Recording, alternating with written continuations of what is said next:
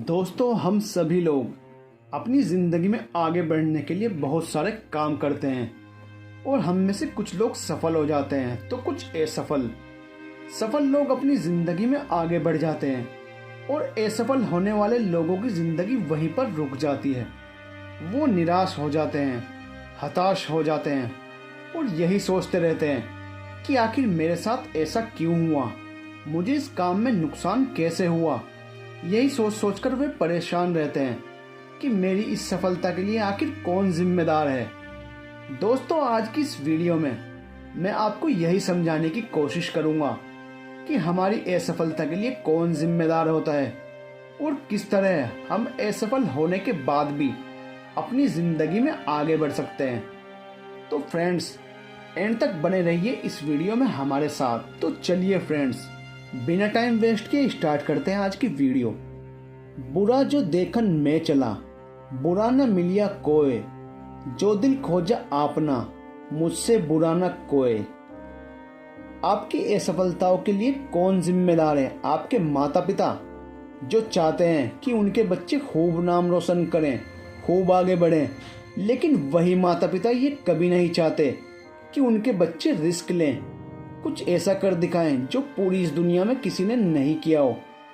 भारतीय माता पिता तो यही चाहते हैं कि उनके बच्चे घर के अंदर ही रहें, दिन भर घर के अंदर रहें और कुछ ऐसा कर जाएं जो कि पूरी दुनिया में उनका नाम हो।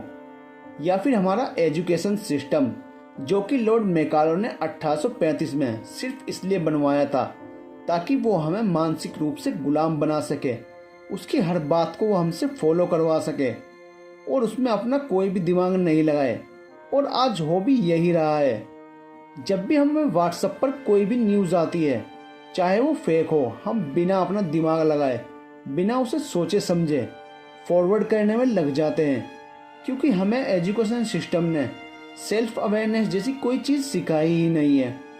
हमारा एजुकेशन सिस्टम जो हमें इतिहास रटना सिखाता है, ना कि इतिहास रचना। और सबसे बड़ी दुख की बात यह है कि जिस एजुकेशन सिस्टम में हम पढ़ते हैं, हर दिन जहां आते हैं वहीं हमारा राष्ट्रगान, जो कि जनगण मन अधिनायक है, हम अपने उसे गाते तो हैं, लेकिन कई भारतीयों को उसका मायना ही नहीं पता।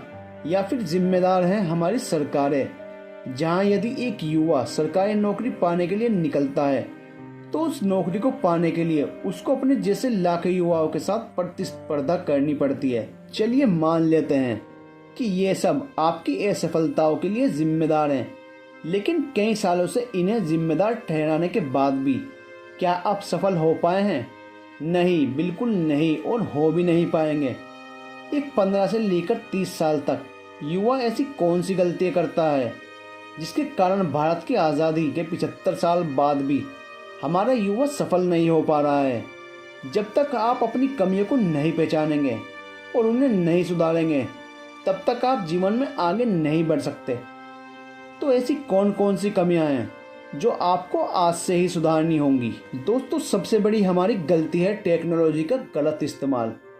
पहली चीज जो आपके जीवन को बर्बाद कर रही है।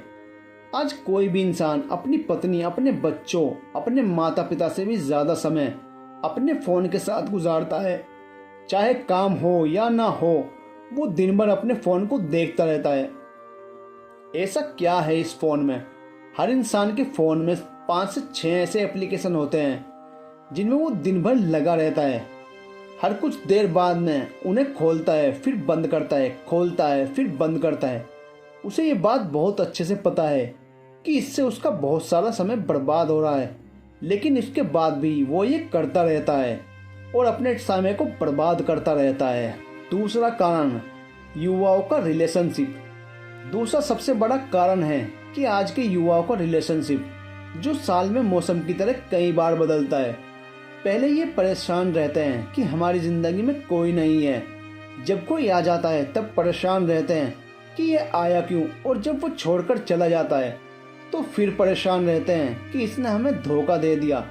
और इसी धोखे से उबरने के लिए वो अपने जीवन के कई सारे साल बर्बाद कर देता है। बाबू जान सोना करने के चक्कर में वो ये भूल जाते हैं कि उनकी जिंदगी में इससे भी ज्यादा कुछ महत्वपूर्ण है। पहले वो एक दूसरे से वादा करते हैं कि एक दूसरे के साथ रहेंगे, लेकिन फिर वो ना दोनों एक दूसरे के साथ रहते हैं और ना ही ये समय उनके साथ रहता है। दोस्तों, तीसरा कारण है इनोवेशन का ना होना। तीसरा सबसे महत्वपूर्ण कारण है कि हमारी सोच में इनोवेशन का ना होना।